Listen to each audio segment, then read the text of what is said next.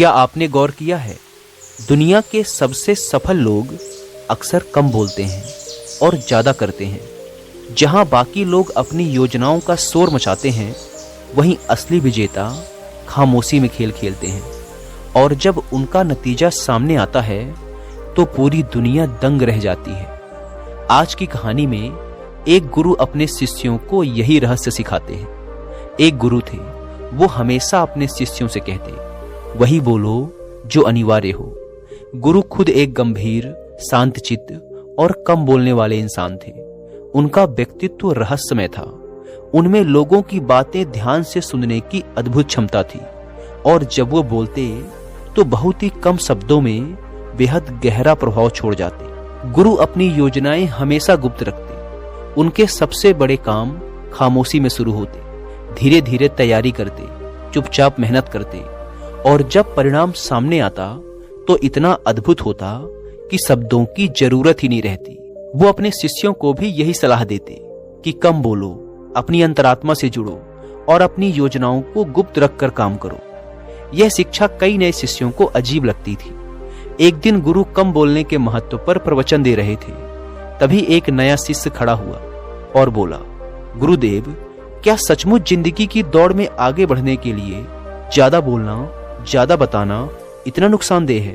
क्योंकि अक्सर तो वही लोग आगे निकल जाते हैं जो जोर शोर से अपनी बात रखते हैं। गुरु ने मुस्कुराकर उसकी ओर देखा और फिर गंभीर आवाज में बोले, हाँ, कई बार ऐसा लगता है कि जो लोग शोर मचाते हैं वही आगे बढ़ जाते हैं। लेकिन इतिहास गवाह है, दुनिया के सबसे बड़े साम्राज्य शब्दों से नहीं बने, वो खामोशी में लिए गए फैसलों से बने हैं, चुपचाप रची गई रणनीतियों से बने हैं और लगातार की गई मेहनत से खड़े हुए हैं। सच्ची कामयाबी रातों रात नहीं मिलती। वो तब मिलती है जब पूरी दुनिया सो रही होती है और कोई चुपचाप काम कर रहा होता है। गुरु ने आगे कहा, ना जाने कितने लोग हैं जो बड़े बड़े सपने देखते हैं, हर किसी को अपनी योजनाएं बताते हैं, लेकिन सालों तक उसी जगह फंसे रहते हैं। जब वो अपनी योजनाओं के बारे में बात करते हैं तो उनका जोश देखने लायक होता है।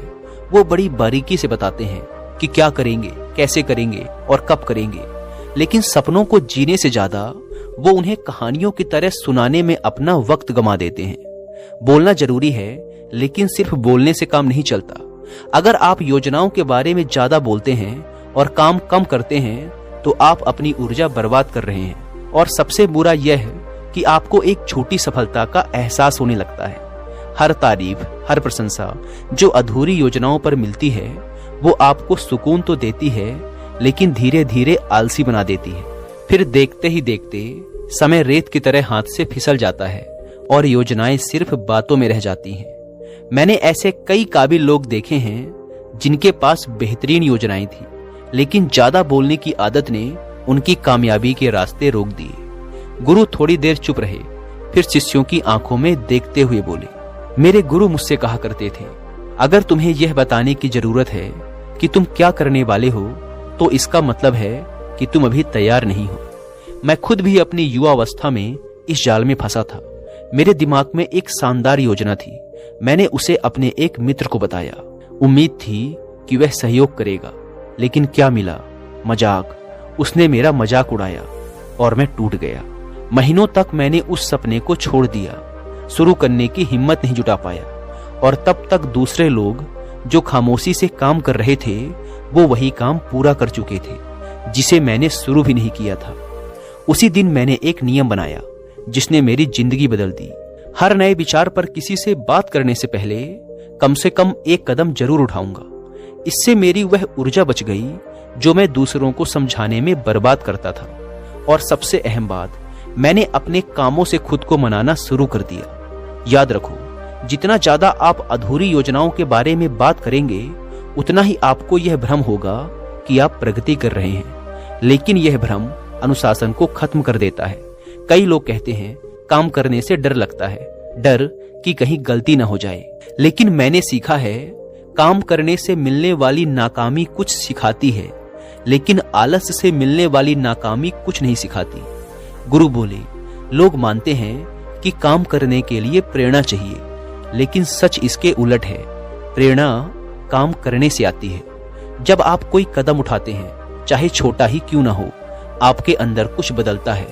आत्मविश्वास का एक धागा बनता है जो हर दिन के साथ और मजबूत होता जाता है। और जब आप बोलने की जगह काम करना शुरू करते हैं तो एक अद्भुत चीज होती है, लोग आपकी तरफ ध्यान देने लगते हैं, भले ही आप कुछ ना बोलें, क्योंकि दुनिया आपकी कामयाबी की आवाज को आपकी योजनाओं के शोर से कहीं ज्यादा ऊंचा सुनती है। याद रखो, जो काम में व्यस्त रहता है उसे खुद को सही साबित करने का समय नहीं मिलता, और जो हर वक्त खुद को सही साबित करने में लगा रहता है वह शायद ही कुछ बना पाता है। इसीलिए खुद से वादा करो, तुम्हारी यात्रा कम बोलने और ज्यादा करने से शुरू होगी, क्योंकि यही शिखर तक पहुंचने का रास्ता है।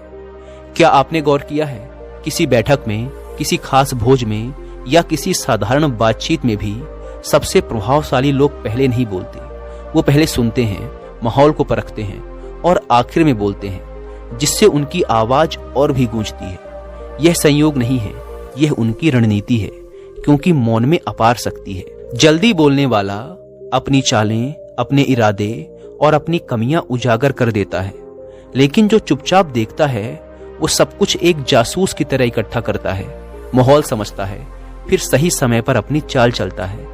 मैंने अपने अनुभव से एक महत्वपूर्ण बात सीखी है, ताकत ज्यादा बोलने में नहीं है, ताकत है सही समय पर बोलने में। लेकिन इसके लिए आत्मसंयम चाहिए, दिखावे की इच्छा पर काबू रखना होगा, होशियार दिखने की चाहत को छोड़ना होगा, और बदले में आपको मिलेगा ज्ञान, जानकारी और रणनीतिक श्रेष्ठता। जब आप रणनीतिक रूप से चुप रहते हैं तो लोग आपको अलग नजरिए से देखते हैं, वो आपकी ओर ज्यादा ध्यान देते हैं, आपकी हर बात का वजन होता है। इसके उलट जो लोग हर समय बोलते रहते हैं उनकी आवाज शोर में घुल जाती है, लेकिन खामोशी में बोलने वाले की आवाज जब गूंजती है तो गहरी छाप छोड़ती है। सोचिए, कितनी बार आपने बिना परिस्थिति को समझे अपनी राय दे दी, जल्दी में वादा कर दिया, या अपनी योजनाएं उन लोगों को बता दी जिन्होंने बाद में उनका आपके खिलाफ इस्तेमाल किया। ऐसा इसलिए नहीं कि लोग बुरे हैं, बल्कि इसलिए कि आपने अपनी चालें समय से पहले खोल दी। याद रखो, जब आप कम बोलते हैं आप फायदे में रहते हैं, आप ज्यादा सुनते हैं, ज्यादा समझते हैं, और सबसे अहम, आप अपनी कमजोरी बचाते हैं, क्योंकि हर बार जब आप बोलते हैं कुछ ना कुछ बता देते हैं, लेकिन जब आप ज्यादा सुनते हैं तो आप कुछ हासिल करते हैं। इसीलिए जब भी किसी नए माहौल में जाओ, तुरंत बोलने की बजाय पहले सुनो, देखो लोग कैसा व्यवहार कर रहे हैं, क्या कह रहे हैं, और सबसे महत्वपूर्ण, क्या नहीं कह रहे हैं। बैठकों या बातचीत में दूसरों को पहले अपनी बात रखने दो। यह इंतजार और खामोशी आपको किसी भी बहस से ज्यादा फायदा देगा। हाँ, शुरुआत में हो सकता है लोग आपको कमजोर समझें, लेकिन जैसे ही आप सटीकता से बोलेंगे वे समझ जाएंगे कि आप बेवजह चुप नहीं थे, आप अधिकार बना रहे थे। यही फर्क है शोर करने वालों और सम्मान पाने वालों में।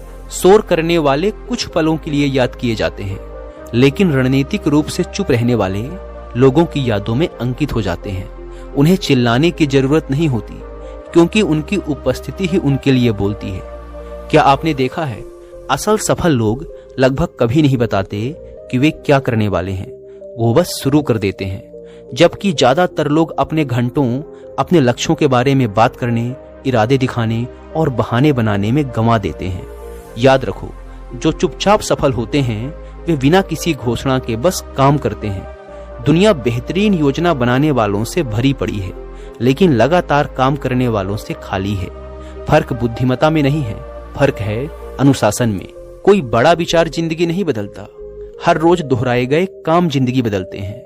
लोग एक सामान्य दिन की ताकत को कम आंकते हैं। उन्हें लगता है कि बड़ी घटनाओं के लिए बड़े ऐलानों और बड़े प्रयासों की जरूरत होती है, लेकिन सच्चाई यह है कि वे साधारण दिन जिनमें पूरी लगन से काम किया जाता है वही असाधारण नतीजे लाते हैं। अगर आप अपनी जिंदगी बदलना चाहते हैं, आर्थिक रूप से तरक्की करना चाहते हैं, एक सम्मानित व्यक्ति बनना चाहते हैं, तो काम को अपना धर्म बना लो। अनुशासन के बारे में मत बोलो, अनुशासन से जियो। मत कहो कि तुम बदलोगे, बदल जाओ। सही माहौल का इंतजार मत करो, जो है उसी का इस्तेमाल करो। हर रात सोने से पहले खुद से पूछो, आज मैंने क्या किया, क्या बनाया, क्या सुलझाया या क्या आगे बढ़ाया। यह छोटा सा सवाल मैं कर रहा हूं कि भ्रम को तोड़ देता है और आपको उस पर केंद्रित करता है जो सच में मायने रखता है। एक और आम गलती है समय से पहले पहचान की तलाश में रहना। जब आप काम करना शुरू करते हैं लेकिन आपको दूसरों को नतीजे दिखाने की जल्दी होती है तो यह आपको प्रक्रिया से दूर ले जाता है। यह ठीक वैसा ही है जैसे बीज बोने के तुरंत बाद अगर आप फसल काटना चाहो तो बीज बर्बाद हो जाता है। बीज को खामोशी चाहिए, समय चाहिए, दोहराव चाहिए।